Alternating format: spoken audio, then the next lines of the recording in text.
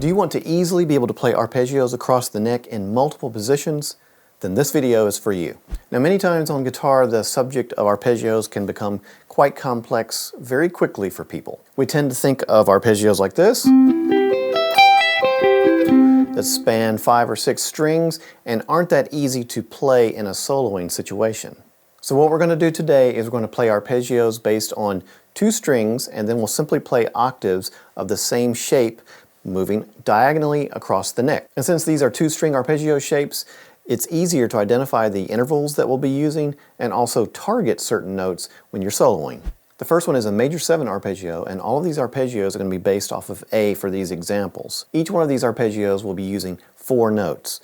In this major 7 chord that we're beginning with, it will have the root, 3rd, the 5th, and the 7th.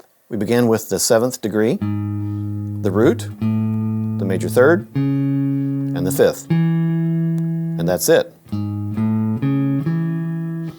Then we simply play the octave right here, the 7, the 1, the 3, and the 5. Then you adjust for the tuning difference and you play the 7, the 1, the 3, and the 5. So all together we have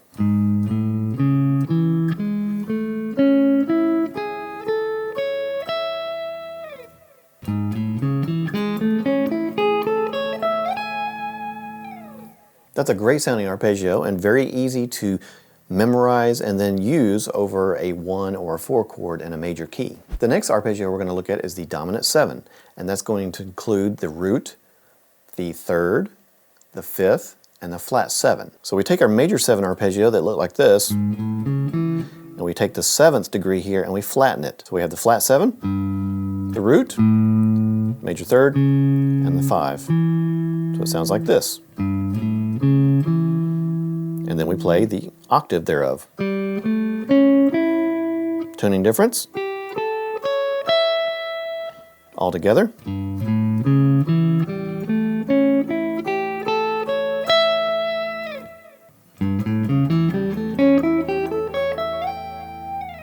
The third arpeggio we're looking at is going to take the major 3rd that we were using, so we were playing the dominant 7th here. That's our major 3rd, and we're going to flat that to that fret right there. So now we have a flat 7, a root, a flat 3rd, and a 5. And then of course we play the octaves thereof. So we'll begin on the 6th string, octave, octave,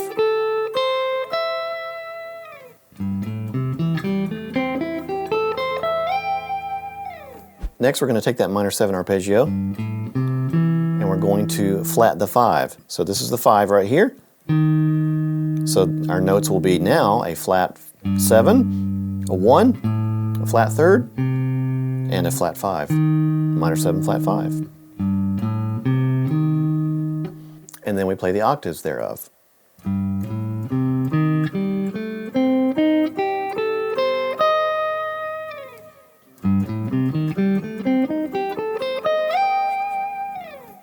Lastly, we're going to take the minor 7 flat 5 chord we just did, and we're going to flat the 7 one more time and make this a fully diminished 7 arpeggio.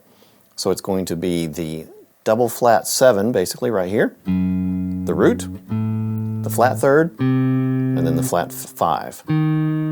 All together. It's basically just a bunch of minor 3rds stacked. So now we'll play the octaves thereof.